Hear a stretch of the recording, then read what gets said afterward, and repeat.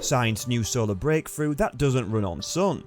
Well, it has been possible to produce and store solar and wind energy for several decades. Additionally, additional prototypes are being created and worked on with each new invention in these domains as scientists discover more efficient ways to produce electricity.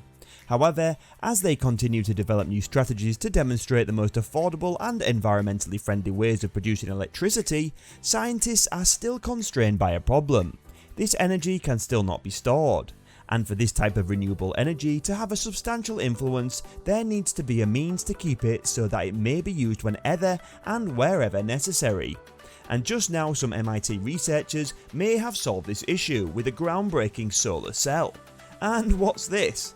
Welcome back everyone. In today's video we will be sharing a massive new solar breakthrough that doesn't run on sun. Don't forget to subscribe to our channel. Let's begin. Well, it's not powered by sunlight. This groundbreaking solar cell offers a brand new method for producing power from any heat source. Furthermore, the cell produces more than electricity. It also stores energy and can convert it back into electricity when needed. What exactly is this cutting edge technology? How does it function? And how effective would it be storing energy for use later? Explore the innovative solar cell that doesn't require sunlight with us. We have various methods for producing energy from various heat sources, including coal, natural gas, concentrated solar and nuclear energy. Maintaining the equipment that delivers power from multiple sources can be difficult. However, the fundamental problem is not just how difficult it is to operate this equipment. 90% of the world's electricity originates from these energy sources, making them the primary source of electricity worldwide. Additionally, the technologies use steam turbines to obtain energy from these sources, but the sad reality is as follows. For several reasons, the steam turbine approach has not been operationally successful. The steam turbine typically functions at a 35% efficiency, with the turbine's operation recording the maximum efficiency. The tremendous heat conditions under which the turbines operate are to blame for this reduction. Anything more than 1500 degrees would cause the turbine's mechanism to malfunction, wasting enormous amounts of energy. The turbines can only work at temperatures below that. This reason led numerous researchers to continue their search for a solution to the energy preserving issue. Heat engines that operate without difficulty in extremely high temperatures. Thermo-photo-voltaics or TPVs is similar to conventional solar cells. They are solar powered heat engines that use thermal radiation to generate electricity. This discovery was made by MIT researchers working with the National Renewable Energy Lab under the direction of Azegan Henry, an associate professor of mechanical engineering. The primary objective of TPVs is to absorb and transform the solar radiation spectrum into a narrowband thermal emission spectrum that is calibrated to a photovoltaic cell's spectral response. They are regarded as well known and significant because, in contrast to steam turbines, they have an enormous power capacity and no moving parts. They allow for the storage of solar energy with alternate fuels, allowing for continuous power generation and dispatchability.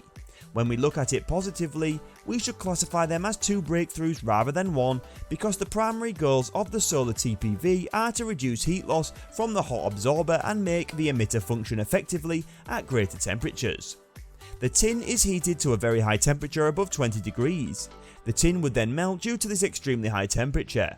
The molten tin is then fed through a closed loop system of carbon composite pipes, which lead into an insulated and sealed building containing enormous blocks of graphite. The gas helps maintain the room chemically inert. Heat can remain in the graphite for a very long time after being injected there. Due to its layers of unbound electrons and carbon atoms, graphite is a great conductor of heat and is employed in this technique. Professor Henry also made a statement about the graphite, noting that the surface area of the block equals the rate at which heat escapes from it.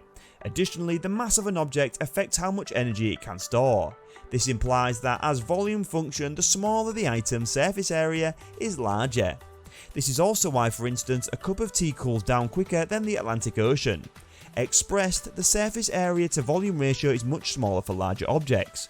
According to reports, the size of the graphite block covered by a space nearly half the size of an American football field. Accordingly, it would take months for the graphite blocks to cool down on their own, making it an ideal material for storing thermal energy. The second innovation involves thermo-photo-voltaic cells. The method listed below describes how the TPV cells generate electricity. TPV cells are used to generate energy. When the grid requires electricity, the graphite transfers heat from its blocks into a second structure with a row of big hollow carbon-based chambers that are rectangular and lined with tungsten foil. Because tungsten diffuses protons throughout a wide band from high ultraviolet energy to far infrared low points, it is used in this procedure enough light is released so the TPV cells can absorb it all and convert it into electricity. When the heat is successfully transferred, the tungsten foil shines in full white heat, glowing like the filament of an incandescent light bulb. They are carefully crafted to have a specific band gap that controls the wavelength of light that reaches them to drive their electrons out of their region and into an electrical circuit.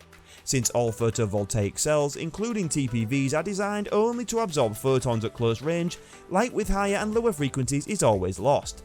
Therefore, the MIT team decided to employ gallium arsenide instead of silicon, which the National Aeronautics and Space Administration also use in conjunction with solar panels. Due to its higher absorption efficiency, gallium arsenide may absorb more solar radiation in space. Rather than obtaining energy from the sun, this material may obtain energy from the light produced by a glowing tungsten foil. Compared to a conventional solar cell, TPV cells have certain special properties. The common solar cell you have at home are single junction cells, which means their PN junction is made up of two semiconductors. The Shockley quasar limit, a lower efficiency issue, is also known to affect single junction cells. They placed a reflective mirror inside to cause the eluded lights to rebound back to the tungsten foil before running their route once more to capture them. This procedure is amazing because it controls light waste and repeatedly increases voltage by transferring light into the tungsten foil. Henry and his team gained leverage via this procedure as they attained a reflectivity of 98. Through this achievement, overall efficiency was increased by 10%. The TVB cell's overall efficiency is produced far over 50% when it comes to efficiency. A 1 meter squared cell might produce about 100 watts if the cell can reach the 50% efficiency mark. Therefore, a configuration of 30 by 30 modules, each measuring roughly 900 square feet, would have a capacity of almost 100 MW. Additionally, the graphite blocks can store enough heat to allow the cells to continue producing electricity for close to 10 hours. Let's consider this in context. Hundreds of homes could be powered if 100 MWh lasted 10 hours. That's all for this video. Don't forget to like and share, and we'll be back soon with another informative one. See you soon.